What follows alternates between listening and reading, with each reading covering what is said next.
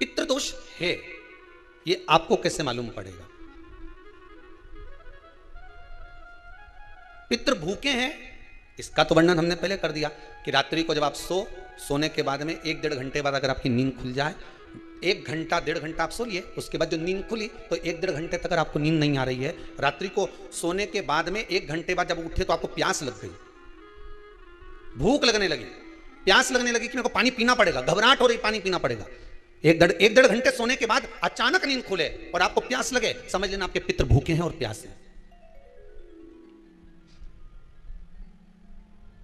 वो भूखे और प्यासे हैं, उनको जल की जरूरत है।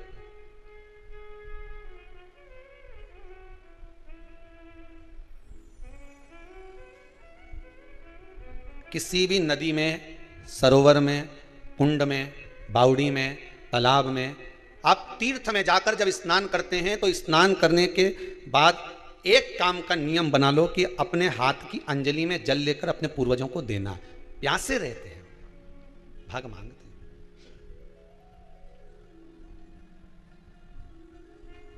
भाग प्राप्त करना। 3 वृक्ष पितरों के तुल्य हैं। नैमिषारण्य की कथा में भी कहा था 3 वृक्ष पितरों के तुल्य हैं। पहला पीपल, दूसरा बट वृक्ष, तीसरा बेलपत्र का वृक्ष। ये पितरों के तुल्य हैं। अगर आपको रात्रि में नींद नहीं आ रही है, ऐसा लगता है कि रात्रि को 1 घंटा 1.5 घंटा सोने के बाद कुछ गलत गलत विचार आने लगते हैं, नींद सुबह 3 बजे तक 4 बजे तक नहीं आती, 4 बजे के बाद फिर नींद आती है, तो एक प्रैक्टिकल जरूर कर देखना। एक प्रैक्टिकल करने में क्या जाता है, प्रयास करने में क्या कुछ जाता है क्या? प्रैक्टिकल कर देखना कि कहीं सियोर वाला महाराज झूठ तो नहीं बोल रहा, तो प्रैक्टिकल करने में कुछ नहीं जाए। 1 लोटा पानी लो, उसमें थोड़ा सा कच्चा दूध डाल लीजिए, श्राद्ध पक्ष चल रहा है, बेलपत्री का पेड़ या पीपल का पेड़ या बट का पेड़, इन पेड़ के नीचे ले जाकर उस दूध को दोपहर में सुबह 10 बजे से लेकर 12 बजे के बीच में ले जाकर चढ़ा दीजिए। रात्रि को फिर ना आपको प्यास लगेगी ना भूख लगेगी, नींद एक बार लगी तो सुबह ही खुलेगी। प्रैक्टिकल करने में क्या जाता है? पानी डालने में तुम्हारा कुछ जाएगा? अरे बोलो तो सरी, हमें 10 रुपया का दूध जरूर उसमें, और तुम इतनी चतुर हो, इतना सारा दूध थोड़ी डालोगे, तो 2 घंटा लगेगा। कहाँ तुम इतना डालने वाली हो?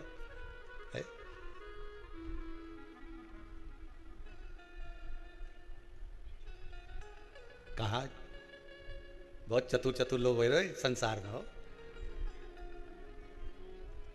भले पूजन पाठ नहीं करे पर कहीं का एकदम मिलने आ जाए ना, क्या अम्मा जी है क्या पाठ कर रही है, फिर वो भी बैठ गई तुरंत, अभी तो सोई थी तुरंत। क्या पंडित जी हैं क्या, उनसे थोड़ा काम है, अभी माला जप रहे हैं, मालूम पड़े पंडित जी तो आराम से सेवफल खा रहे थे।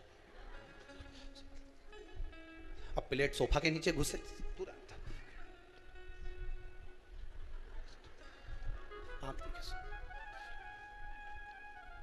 प्रैक्टिकल करने में क्या जाता, कुछ भी नहीं बिगड़ेगा, ये तो बस जल डालोगे तुम्हारा ही कुछ अच्छा हो सकता है, बाबा की कृपा है।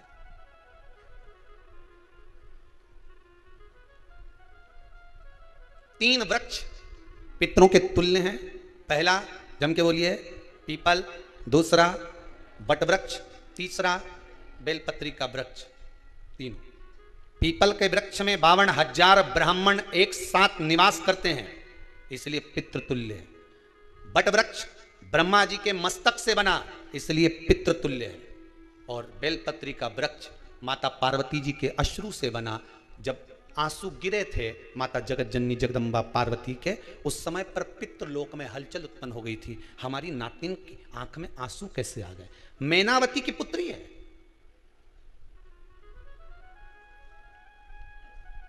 पितरों की नातिन, इसकी अश्रु कैसे गिर गए? पार्वती जी ने कहा ये आंसू नहीं, मेरा पुण्य भाग प्रकट करती हूं बेलपत्री के रूप में। तो पितरों ने वर दिया था कि ये बेलपत्री का वृक्ष हमारा आशीर्वाद है, इसके नीचे अगर कोई दीप लगाता है, शिव को स्पर्श कर चढ़ाता है, उसके पितरों की शांति होगी, हम स्वयं उसको आशीर्वाद देने के लिए पधारेंगे। बेलपत्र का वृक्ष पितृतुल्य।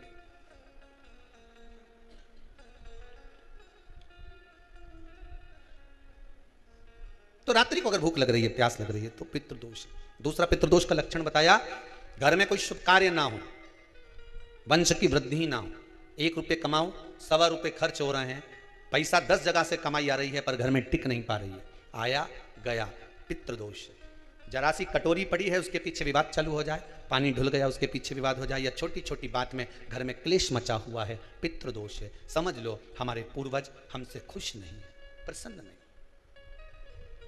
कोई कहता है गुरुजी श्राद्ध बड़े बेटे को करना चाहिए कि छोटे को करना चाहिए? शिव महापुराण की कथा कहती है अगर जायदाद का पूरा हिस्सा बड़े ने लिया हो और तुमने अपनी माता का दूध ना पिया हो तो एक ही को कर लेने दो। अगर माता का दूध पिया है और अगर एक अंगूठी भी ली है, जरा सा एक कपड़ा भी अगर सास का लिया है, तो श्राद्ध तो तुझे करना ही पड़ेगा, करना ही पड़ेगा। तूने मेरा दूध पिया है तो बिल्कुल जम के तो बोलो। अगर तुमने उनका कुछ खाया है तो अब एक काम और हो सकता है, गुरुजी वो श्राद्ध अगर हम नहीं करें और बड़े भैया करें और हम उन्हीं के यहाँ चले जाएं तो चले जा, मना कौन कर रहा है? पूड़ी का तेल तू ले जा, खीर का दूध 2 थैली तू खरीद के ले जा, जितना वहां वो सेवा करे उतनी सेवा तुम करो। गलत है क्या? जायदाद का भी तो हिस्सा किया था। सुई की नोक के बराबर नहीं दूंगा ने, ईंट इधर खसकी है तो हमारी इधर खसका दीजिए। हमारी बसियत में इतना लिखा है तो फिर बसियत में ये भी लिख के जाना चाहिए था। मैं तो क्यों सबके, तुम डरो मत ही रहे एक भी। जब छोरा छोरी के जब सब सामान प्रॉपर्टी दो ना, जमीन दो ना, जायदाद दो ना, सारा सामान छोरा छोरी के दो तो उनके लिख के भी जाओ कि हमारी श्राद्ध कर दे अच्छे से, नहीं तो भूतड़ी बन के सताऊंगी।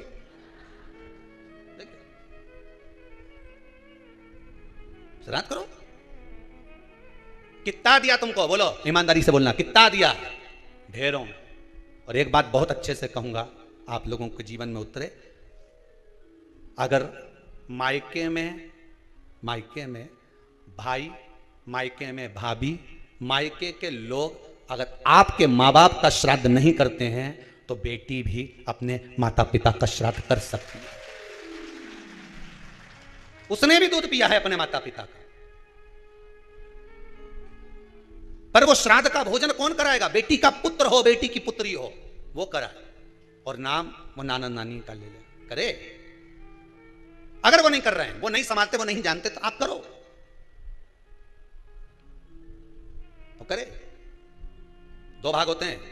जब एक रोटी गाय के मुख में दी जाती है, गाय के मुख में जब हम रोटी देते हैं, एक रोटी जब देते हैं, या तो गाय के मुख में 16 श्राद्ध में जब रोटी देते हैं तो रोटी को बीच में से तोड़कर, रोटी का जो भाग होता है उसको, मतलब ऊपर से फुल्का का परत नहीं निकालना है। रोटी जो सीधी सीधी है ना, जैसे ये रोटी है तो इसको बीच में से तोड़ लिया, 2 भाग विभाजित कर लिया, नीचे वाले भाग में भी थोड़ा सा गुड़ शक्कर रख लिया, ऊपर वाले भाग में भी गुड़ शक्कर रख लिया, एक के ऊपर एक रोटी को रख लिया, वो गाय को दी। तो अपन श्राद्ध पक्ष में 2 पूड़ी का प्रमाण है कि गाय को 2 रोटी दी जाती है, कुत्ता को 2 रोटी दी जाती है। 2 पूड़ी रख के देते, आप लोग तो देते होगे, 2 पूड़ी के ऊपर पूड़ी रखकर, थोड़ा सा मीठा रखकर, नमकीन रखकर, कुत्ते को भी देते, 2 पूड़ी तोड़कर काका को भी देते। 2 पूड़ी का प्रमाण कहां से आया? 2 भाग रोटी के टुकड़े का प्रमाण कहां से आया? श्राद्ध पक्ष में ही ऐसा क्यों किया जाता है? बाकी के समय पर तो कोई ऐसा 2 पूड़ी का प्रमाण ही नहीं, पर श्राद्ध पक्ष में ये क्यों कहा जाता है कि पूड़ी के ऊपर पूड़ी रख दे, उसमें मीठा रख दे, खीर शक्कर रख दे, गाय को दिया, कुत्ते को दिया, काका को दिया, ऐसे क्यों कहा जाता है? उसका कारण क्या होता है? उसका केवल एक कारण है, जो नारी ने भोजन का निर्माण करा है, जो घर की बहू भोजन बनाई है, जो घर की बेटी ने भोजन बनाया है, घर की माता ने भोजन बनाया है। महाराज, पिता पुरुष एक कुल को तारता है, बेटी 2 कुल को तारती है। जब श्राद्ध पक्ष में 2 भाग रोटी के कर गाय को देती है तो 1 भाग तो उसके ससुराल वालों को मिलता है, मायके को भी मिले, ससुराल को भी। जब गया जी का पिंड होता है तो नाना नानी सबका स्मरण कराया जाता है। 2 भाग पुण्यता प्राप्त। अब लोगों को मालूम तो है नहीं कि 2 पूड़ी क्यों रखते हैं, उसका कारण वर्णित है शास्त्रों, दोनों पक्ष तारने के लिए, दोनों पक्ष का स्मरण कराने के लिए। महाराज, बिंदु प्रेत योनि में पड़ा, चंचुला देवी उनके मोक्ष का प्रयोजन कर रही है, प्रयास कर रही है। क्या करा जाए कि इनको मोक्ष मिल जाए? कहा शिव महापुराण की कथा। पार्वती मैया की सहेली बन गई और पार्वती मैया ने शिव महापुराण में प्रेत योनि से मुक्त होने के लिए कहा, तुम रुका जी क्या जाओ, देवऋषि नारद के पास जाओ। नारद जी ने तुमरुका जी के पास भेज दिया। क्यों? नारद जी जानते हैं मैं कथा नहीं कर सकता, मैं कथा सुन सकता हूं पर कह नहीं सकता, कहने के लिए मुझे बैठना पड़ेगा, सुनने के लिए हो सकता है कि मैं चले जाऊं, वापिस आकर बैठ जाऊं। तुम रुका जी से कहा कथा कह दोगे? हाँ, कहने में क्या दिक्कत है? मेरे पति को प्रेत योनि से मुक्त करना है। तुम रुका जी बोलते हैं केवल तुम्हारा पति प्रेत योनि से मुक्त नहीं होगा। तुम रुका जी ने शिव महापुराण में कहा, सुनो चंचुला देवी, केवल एक व्यक्ति शिव पुराण से नहीं तरता, इस बिंदुक जैसे ना जाने कितने प्रेत इस वायुमंडल में घूम रहे होंगे, ना जाने कितने पितर, ना जाने कितने आहूत, ना जाने कितने वासुक इस वायुमंडल में घूम रहे होंगे। तुम्हारा पति तुमको दिखा नहीं, तुम्हारा बिंदुक तुम्हें कभी नजर आया नहीं, फिर कारण क्या था? बस मन में शांति नहीं है। घर में सारा सुख है पर हृदय में शांति नहीं, समझ लो पितृदोष है। क्या करा जाए फिर? क्या करोगे महाराज? हृदय शांति, हृदय शांति। केवल एक अकेला बिंदुक शिव महापुराण की कथा सुनकर नहीं तरेगा। तुम रुका जी कहते हैं जिस समय पर मैं शिव महापुराण की कथा कहूंगा, सुनो चंचुला देवी, इस संसार के इस भूमंडल पर मृत्यु लोक में जितने भी जीव इस संसार सागर में भटक रहे होंगे, शिव महापुराण की कथा सुनकर वो भी तर जाएंगे। ये अकेली बिंदुक को तारने वाली नहीं है। इस मृत्यु लोक में जो विराजमान, आज भी नियम है महाराज, श्राद्ध का भोजन टेबल पर नहीं कराया जाता, श्राद्ध का भोजन ब्राह्मण को कुर्सी पर बिठाकर नहीं कराया जाता, श्राद्ध का भोजन किसी जाता। श्राद्ध का भोजन आज भी प्रमाण है कि ब्राह्मण के लिए भूमि पर आसन लगना चाहिए और जमीन पर बैठकर कराना चाहिए। तब क्यों? क्योंकि इस भूमि पर बैठकर जब भोजन कराएंगे, इसी भूमि से ना जाने कितने पितर गए, कितने तर्पण हुए, कितनी तिलांजलि हुई, इसी भूमि से, इस रज से, इस कण से ना जाने कितने जीव चल गए। अब लकड़ी पर या टेबल पर या कुर्सी पर बैठकर ब्राह्मण को भोजन कराने का प्रमाण नहीं है। अब आपका फैशन ज्यादा हो गया तो बात दूसरी है। पंडित जी ऊपर बैठ के खा लोगे क्या? पंडित जी तो बोलेंगे अच्छा है, खिला दो। ऊपर बैठ के क्यों? वो झुकने में थोड़ी सी कमर लचक जाए, क्योंकि खीर परसेगी तो झुकना पड़ेगा। अब ब्राह्मण अगर भोजन करने आसन पर बैठेगा, तुम अगर थोड़ा झुककर परसोगी, ब्राह्मण के सम्मुख में आप थोड़ा सा भोजन कराते समय झुकोगी, जरा विचार करिए। यशोदा मैया के घर में संतान नहीं थी, यशोदा जी श्रावण के महीने में श्रावणी करने आए हुए ब्राह्मण को मात्र खीर परोसने के लिए गई थी। 52 साल की उम्र थी, संतान का सुख नहीं दिख रहा था, खीर परोसने के लिए गई।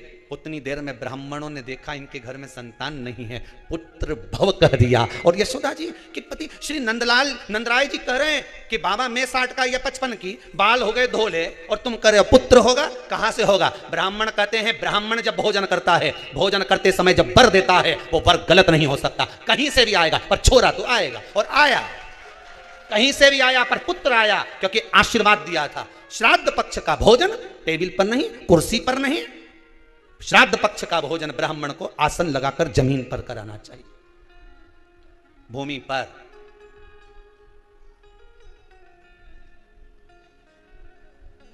अब आजकल के ब्राह्मण भी थोड़े नीचे,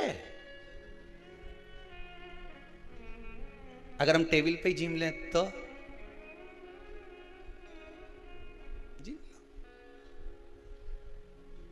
क्या बोले भी तो क्या बोले, तुम बताओ।